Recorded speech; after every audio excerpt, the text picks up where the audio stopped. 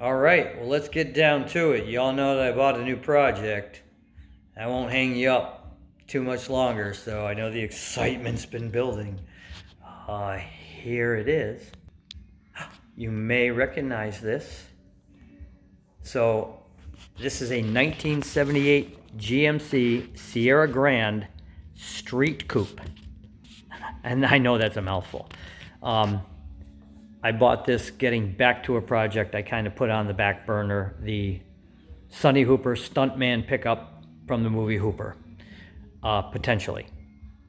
There, as things happen, when you get into a project, sometimes the direction changes. When I found out how rare this truck was and the condition it's in, I think I may restore it as a just right, straight up Sierra Grande Street Coupe, just the way it was when it left the factory. This is a very rare truck, and I'll tell you why. Not a Sierra Classic. So to do Sonny Hooper's truck, I would have to, big deal, change out the markers. But being a Sierra Grande on a 1500, pretty rare. Being a street coupe option on a Sierra Grande 1500 4x4 is stupid rare. Most of the street coupe packages were on C10 two-wheel drive pickups, and they would have come with the street coupe emblem you see there, the blacked out grille, which is on here. It would have come with the white spoked wagon wheels, that kind of the old style wheels. And it would have had the stripe package down the side of the truck. Most street coupes I've seen have been two-tone paint. This was ordered single monotone cardinal red with the ginormous stripes on it, which I'm not a big fan of, but I am a big fan of authenticity. And those are the remains of the factory stripe package. They got this big red one, and it slowly went all the way up to a light orange. This truck is a legit street coupe. So, it came with color-coded bumpers and black rub strips. That would have gone well with the black grille. Being the Sierra Grande, and whoever ordered this said, hey, I want the West Coast mirrors. I want the Grande package that gives me the chrome front and rear bumpers and the bumperettes. I want the Sierra Grande package because I want other options like power windows, power door locks, cruise control.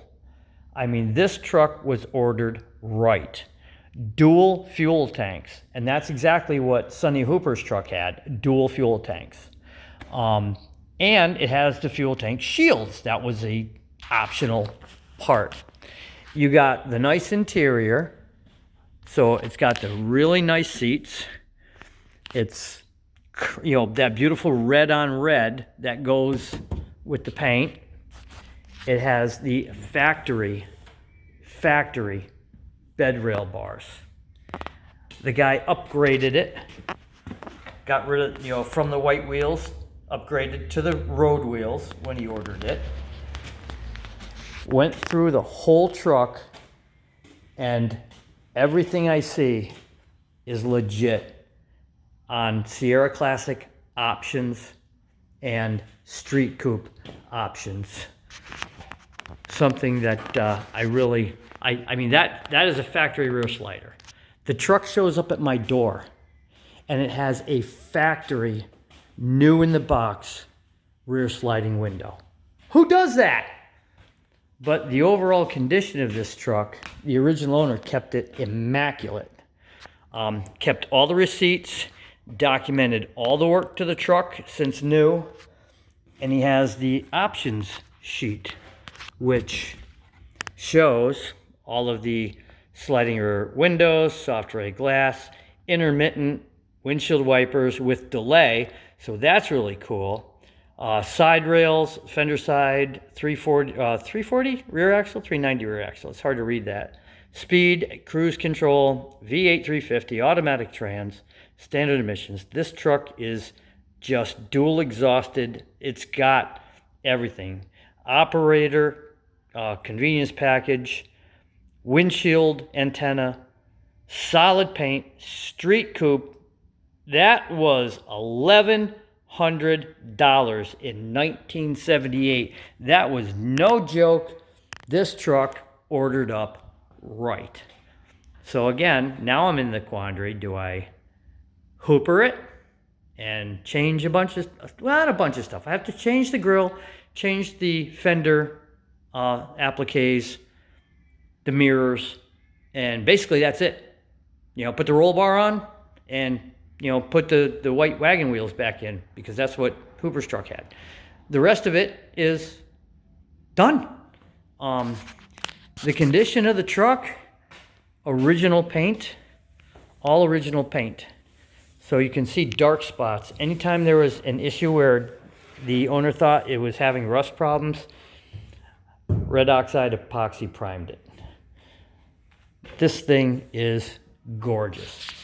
If you go underneath, you can see it's got the original rockers, uncut, untouched.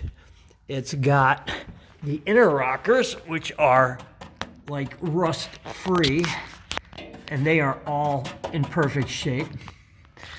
It has the dual fuel tanks with the tank shields on both sides. And just looking at the condition of this truck overall, it's an easy starting point to go either way. Straight full restoration or the Hooper pickup. But the rarity is what has me wondering. Like I said, most street coupes were two-wheel drive, C10s. This is a street coupe on a K1500 Sierra Grande, not Sierra Classic, Sierra Grande package with all the toys. That being said, there are some things that need to be done with any old truck. So, and this is what I love about old trucks, is I can work on the shit. Somebody pulled out the cruise control bits, and I don't know why, because they seem to work pretty well, actually. The diaphragm holds good vacuum. I mean, that's like really good. The switch for the variable speed intermittent wipers went bad, and they put just a regular on-off 2-speed switch in there, so I gotta order one of these and get it changed out. This is the tank selector solenoid, and the fuel gauge connects here, these fuel sending units, and then these are for sending unit 1 and 2 out to the gauge, and then power, and then signal. So what happens is when you throw that selector switch for the dual tanks, it says get gas from the left tank or the right tank, and these are for the vents, and it goes out to the carburetor from whatever tank. I don't know why. The old valve is in there, and if I throw the switch, the gauges read correctly, but the guy took the fuel hoses off and put a manual valve behind the seat. Literally drilled a hole and put a manual valve behind the seat. So that's got to get fixed. There are some issues with I know the antenna, in-glass antenna isn't there. I called the owner and he said, yeah, I had the windshield replaced a couple years back. That's why I took the radio and everything out. So I got to put a radio in.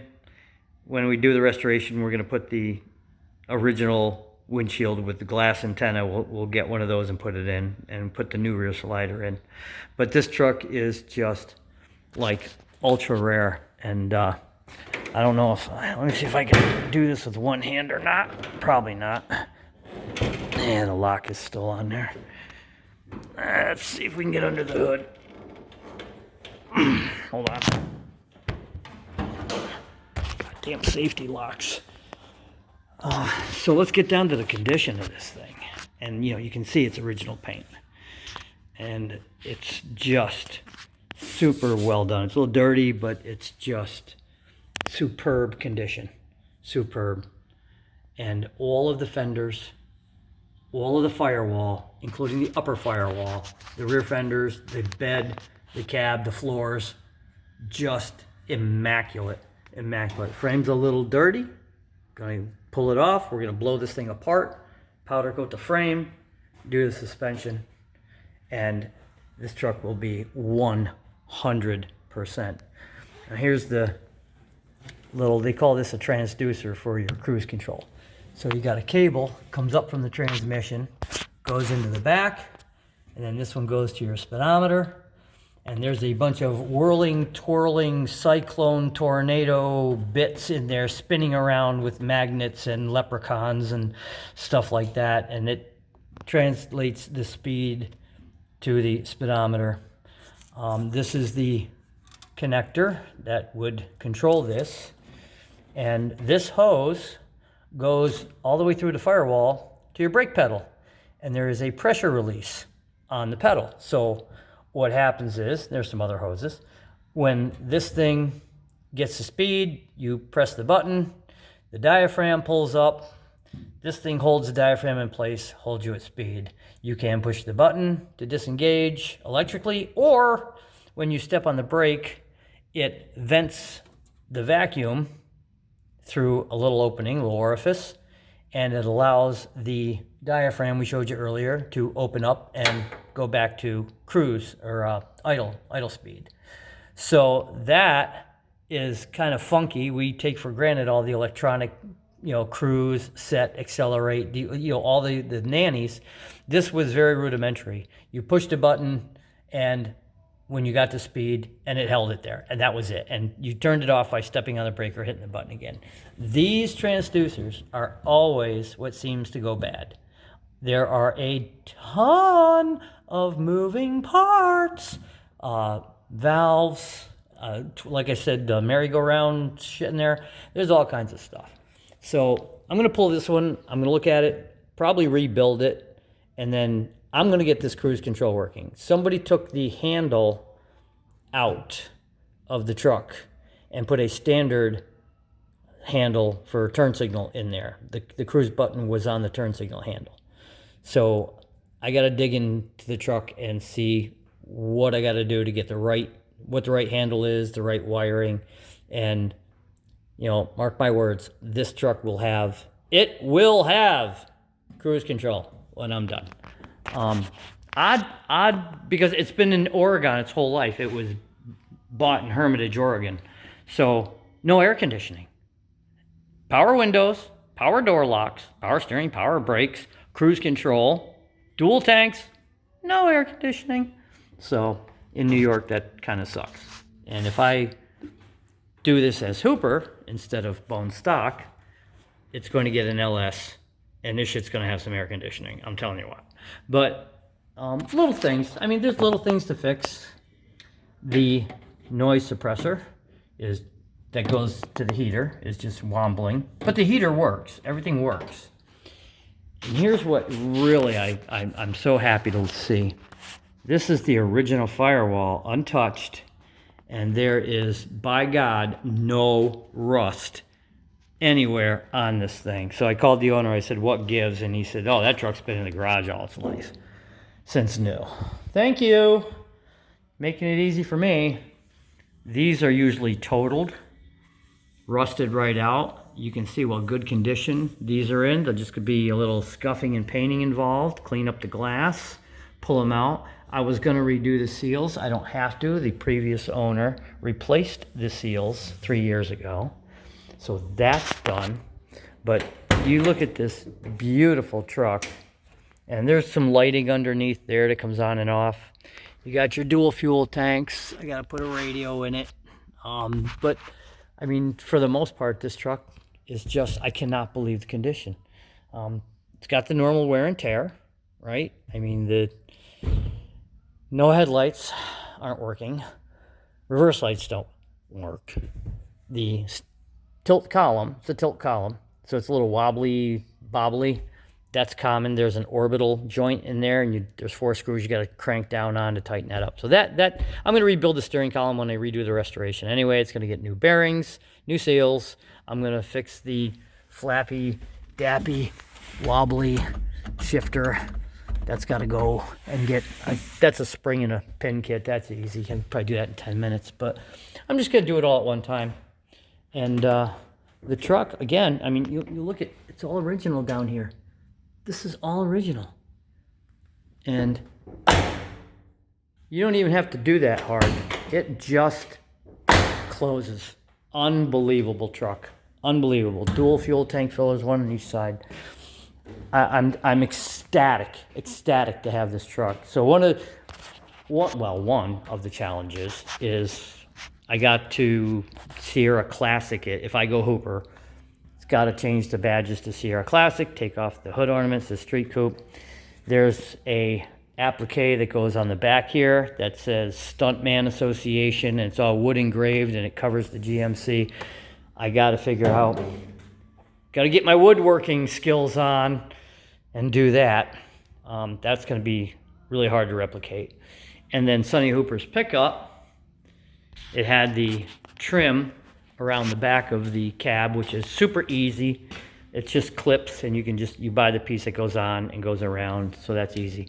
The hard thing to do is going to be the roll bar, because it was 4-inch aluminized pipe, and it was custom bent to fit the truck. One-of-a-kind bar done by the studio.